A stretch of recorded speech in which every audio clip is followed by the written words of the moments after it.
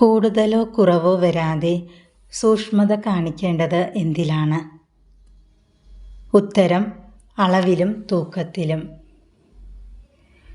ദുഷ്ടനായ ദാസന് നൽകേണ്ടത് എന്താണ്? ഉത്തരം തക്ക ശിക്ഷ. സാധനങ്ങൾ പൂട്ടി സൂക്ഷിക്കേണ്ടത് എവിടെയാണ്? ഉത്തരം അനേകർ ഉള്ളിടത്ത്. ക്രയവിക്രയങ്ങളിൽ സൂക്ഷിക്കേണ്ടത് എന്താണ്? ഉത്തരം രേഖ. നല്ല ശിക്ഷണം നൽകേണ്ടത് ആർക്കാണ്? ഉത്തരം കുട്ടികൾക്ക്. ആരെയൊക്കെ ഉപദേശിക്കുന്നതിൽ ലജ്ജിക്കേണ്ട എന്നാണ് പറയുന്നത്? ഉത്തരം അജ്ഞനെയോ വിഡ്ഢിയെയോ ചെറുപ്പക്കാരുമായി ശണ്ട കൂടുന്ന വൃദ്ധനെയോ. കർശനമായി സൂക്ഷിക്കേണ്ടത് ആരെയാണ്?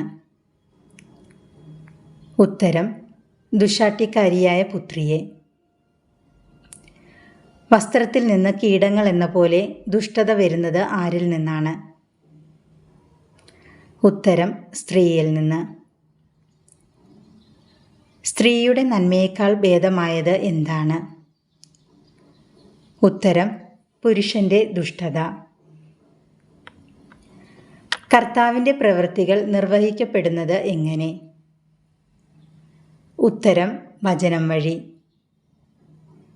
കച്ചവടത്തിൽ നേടേണ്ടത് എന്താണ്? ഉത്തരം ലാഭം. നിലയ്ക്ക് നിർത്തേണ്ടത് ആരെയാണ്? ഉത്തരം അവിശ്വസ്തയായ ഭാര്യയെ. കണക്ക് വയ്ക്കേണ്ടത് എന്തിലാണ്? ഉത്തരം എല്ലാ ഇടപാടുകളിലും.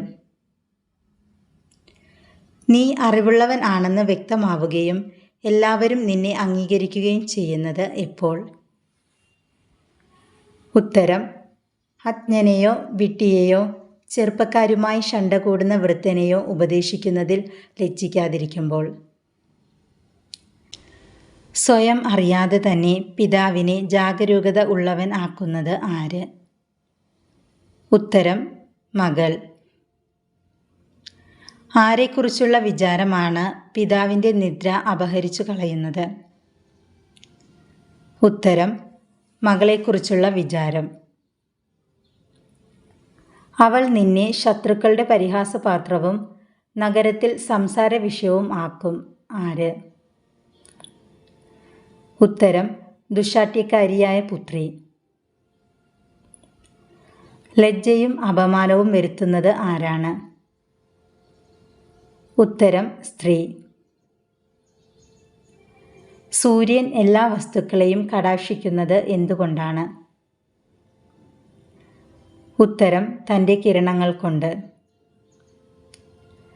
കർത്താവിൻ്റെ വിസ്മയനീയമായ പ്രവൃത്തികൾ ആർക്ക് പോലും അവർണ്ണനീയമാണ്? ഉത്തരം അവിടുത്തെ വിശുദ്ധർക്ക് പോലും. കർത്താവിൻ്റെ മഹത്വം നിറഞ്ഞിരിക്കുന്നത് എവിടെയാണ്? ഉത്തരം എല്ലാ സൃഷ്ടികളിലും. കർത്താവ് ആഴിയുടെ അഗാധത്തെയും മനുഷ്യഹൃദയങ്ങളെയും പരിശോധിച്ച് ഗ്രഹിക്കുന്നത് എന്താണ്? ഉത്തരം അവയുടെ നിഗൂഢതകൾ. ഭൂതവും ഭാവിയും പ്രഖ്യാപിക്കുന്നത് ആരാണ്? ഉത്തരം കർത്താവ്. ഒരു ചിന്തയും അജ്ഞാതമല്ലാത്തത് ആർക്കാണ്? ഉത്തരം കർത്താവിന്. അനാദി മുതൽ അനന്തത വരെ സ്ഥിതി ചെയ്യുന്നത് ആരാണ്? ഉത്തരം കർത്താവ്.